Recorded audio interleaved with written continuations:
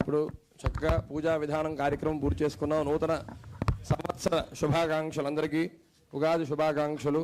అలాగే చక్కగా స్వామివారి పూజ కార్యక్రమం పూర్తయింది. ఇప్పుడు పంచాంగ శ్రవణం ఆయన వచ్చారు. భాస్కర సుబ్రహ్మణ్య సిద్ధాంతి గారు చక్కగా ఆయన పంచాంగ శ్రవణం చేస్తారు. అందరూ వినండి కామ్గా. కొంచెం గ్యాప్ కొంచెం ఇక్కడ చాలా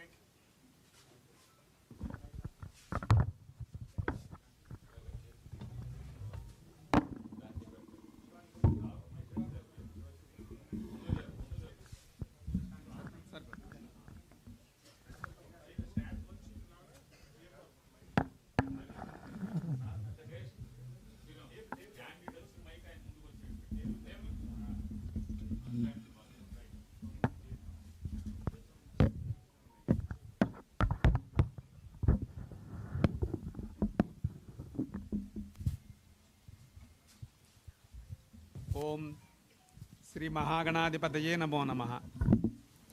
ఈ రోజున విశ్వావసనామ సంవత్సరాన్ని పూర్తి చేసుకుని పరాభవనామ సంవత్సరంలో అడుగు పెడుతున్నటువంటి శుభ సందర్భంలో జగన్ గారికి, భారతీదేవి గారికి, తర్వాత వైఎస్ఆర్ పార్టీ ప్రజాప్రతినిధులకు, వైఎస్ఆర్ పార్టీ అభిమానులకు అందరికీ నూతన సంవత్సర శుభాకాంక్షలు తెలియజేసుకుంటూ, ఈ సంవత్సరం వచ్చేటువంటి కృత సుకృతాలు అంటే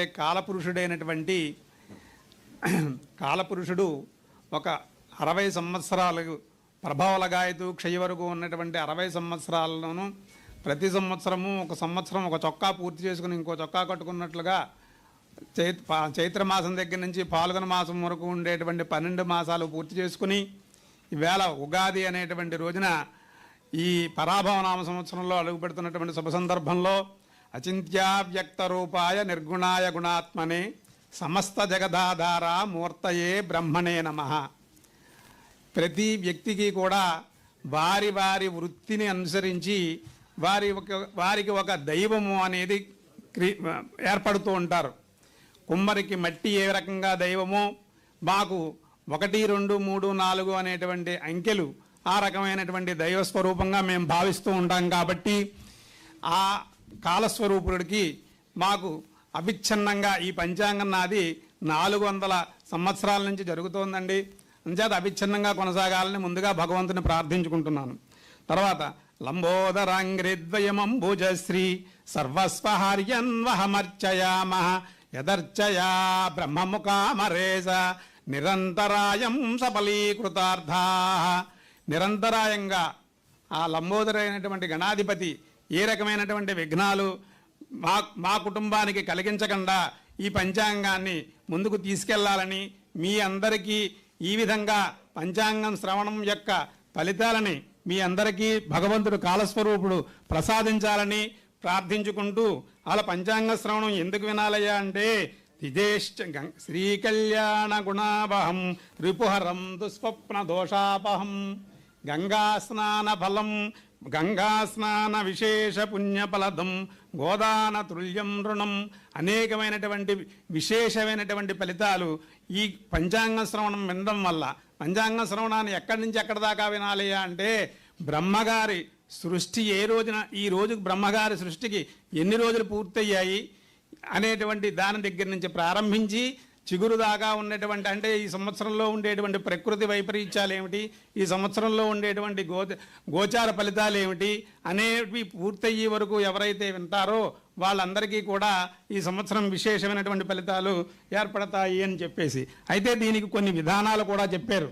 ఆ విధానాలు ఏంటి అంటే బ్రాహ్మీ ముహూర్త ఉత్థాయ దంతధావన పూర్వకం.